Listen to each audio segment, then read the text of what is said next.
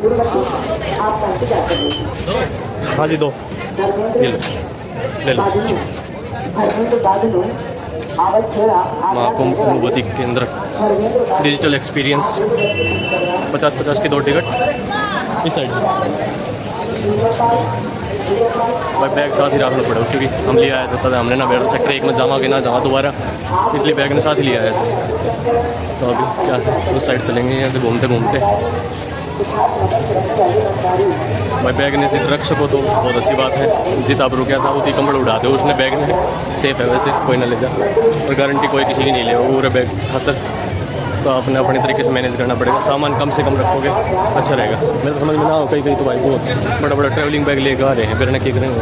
हमने देखे एक जोड़ी कपड़े डाल रखे थे बैग में, बस कपड़ा हड़का फुड़का बैग लेके आओ, जितना कम सामान रहेगा उतना आप मज़ा ले सकते हो सफ़र का।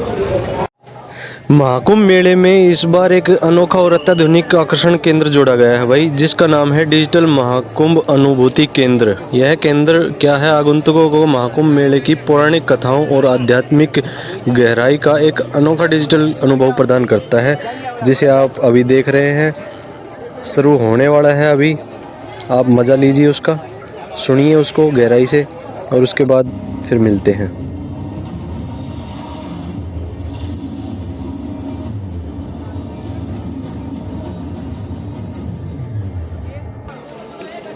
अंदर क्या है, एक हॉल टाइप में है, आपकी गैदरिंग की जाती है 50-60 लोगों की। उसके बाद 1 मिनट का एनिमेशन चलता है। उसके बाद अब भगवान शिव की ये इतनी ऊंची प्रतिमा यहाँ पे विशेष आकर्षण और सजावट का केंद्र है।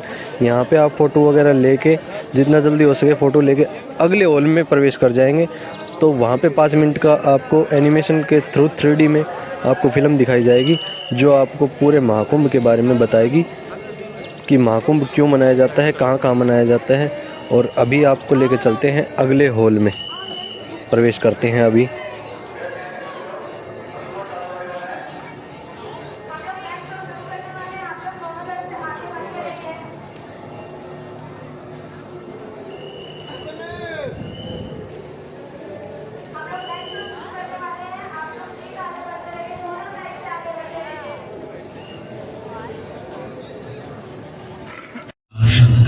सत्य असत्य और धर्म अधर्म का शाश्वत संघर्ष की आरंभ में ये कथा भी ऐसे ही एक संघर्ष की है, जिसने एक मूल धन्य परंपरा को जन्म दिया। एक दिवस पृथ्वी पर विचरण करते समय महर्षि दुर्वासा को एक दिव्य पुष्पमाला प्राप्त हुई। सुभाषित माला को देव योग्य जान वे उसे स्वर्गाधिपति इंद्र के पास ले गए। हे स्वर्गपति, ये दुर्लभ माला मैं आपको भेंट करता हूँ, इसे मेरा आशीर्वाद समझकर सहेज कर रखें। परंतु इंद्र महर्षि के आशीष का मान न कर सके और अहंकार के प्रमाद में उन्होंने वो माला ऐरावत के मस्तक पर रख दी। पुष्प गंध से असहज ऐरावत ने माला धरती पर दम्भी इंद्र, ऐसा घोर अपमान, जिस धन ऐश्वर्य पर तुम इतना इतराते हो, मैं वही तुमसे छीन लूंगा। ऐसी क्षण तुम्हें और तुम्हारे लोग को श्रीहीन होने का श्राप देता हूँ। एवमस्तु। ऋषि श्राप के प्रभाव से देवताओं का वैभव छिन गया। तीनों लोगों में हाहाकार मच गया। देवों की शक्ति क्षीण होते ही दानवों ने देवलोक पर आक्रमण कर दिया। घोर देव असुर संग्राम के पश्चात स्वर्ग लोग दानवों के अधीन हो गए। पतित पराजित देवगण त्राहिमाम करके श्री हरि विष्णु की शरण में पहुंचे। प्रभु, तीनों लोगों पर संकट है, हमें इस श्राप से मुक्ति दिलाइए। देवराज, इस संकट का समाधान सागर मंथन है, परंतु मंथन तभी सफल होगा जब देवता और दानव मिलकर प्रयास करेंगे। ये कैसे संभव होगा नाथ?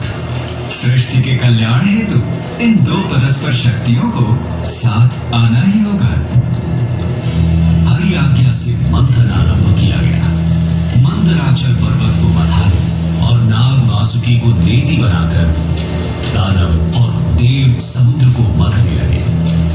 मंथन आरंभ होने के कुछ समय बाद ही हर ओर अंधकार छा गया। भीषण ताप से सब झुलसने लगा। हे ईश्वर, ये कैसी विपदा है? ये हराहल विष था, जिसकी भयंकर गंध और ज्वाला से सब नष्ट होने लगा। और तब जीवों की करुण पुकार सुन पशुपति महादेव प्रकट हुए। यदि इस विष को नियंत्रित नहीं किया गया तो प्रलय सुनिश्चित है, परंतु मैं इसके एक बूंद को इस सृष्टि को छूने नहीं दूंगा। महादेव ने विष को अपने कंठ में धारण कर लिया। इस कारण उनका कंठ नीला हो गया और वे नीलकंठ कहलाए।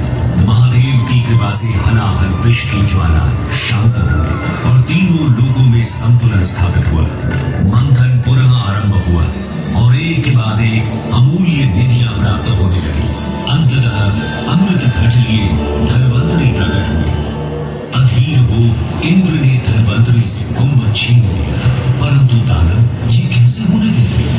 देवों और दानवों में अमृत पाने के लिए छीना झपटी शुरू हो गई। इस कलह का अंत करने के लिए श्री हरि को मोहिनी रूप में अवतरित होना पड़ा और उन्होंने बड़ी चतुराई से सारा अमृत देवताओं को पिला उन्हें अमर कर दिया। समर्थ हो देवों ने स्वर्ग पर धर्म का राज पुनः स्थापित किया।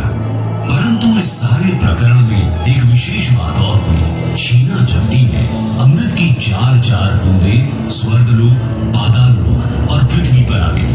पृथ्वी पर ये बूंदे प्रयाग, हरिद्वार, उज्जैन और नासिक में गिरी। अमृत से पवित्र हुई धरा तीर्थ बन गई।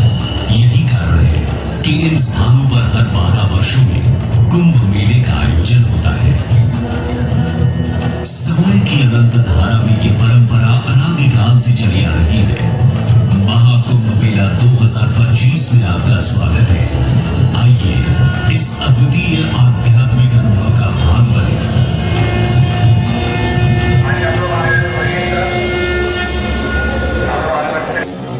महाकुंभ 2025 में डिजिटल महाकुंभ के माध्यम से आध्यात्मिक और आधुनिक तकनीक का अनूठा संगम देखने को आपको यहाँ पे मिलेगा। यह डिजिटल केंद्र 60,000 वर्ग फुट में फैला हुआ है और इस केंद्र में AI और VR और LED के डिस्प्ले के माध्यम से और होलोग्राम जैसी आधुनिक तकनीकों से सुसज्जित है, जो आगंतुकों को महाकुंभ की पौराणिक कथाओं का आभासी अनुभव कराता है।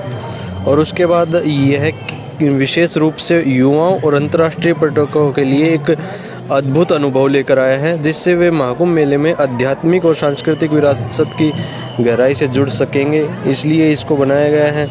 ये बहुत दिनों से भाई बनने में इसको कम से कम 16-17 दिन लगे थे। इसको तैयार होने में 21 दिनों में बताया जाता है कि ये तैयार हुआ था भाई। 9 जनवरी को इसका उद्घाटन हो गया था। इसमें 12 थीम जोन और पौराणिक कथाओं का जीवंत अनुभव मिलेगा। इसकी अगर लोकेशन और की बात करें तो कहाँ और कैसे होंगे इसके, ये मेड़ा ग्राउंड में ही है। जब आप संगम से आएंगे तो 1-1.5 किलोमीटर बड़े हनुमान जी के जो मंदिर है उसी के बगल में है। और इस पे आपको टिकट की बात करूँ तो टिकट यहाँ पे शुल्क रहेगा 50 रुपये और सुबह 6 बजे से रात को 10 बजे तक इसका समय रहता है। अगर आपने बोट क्लब पर होने वाले लेज़र लाइट शो को देख लिया है तो इसको आप स्किप भी कर सकते हैं, क्योंकि पूरी कहानी वही बताई जाती है जो आपने देखी है लेज़र शो में।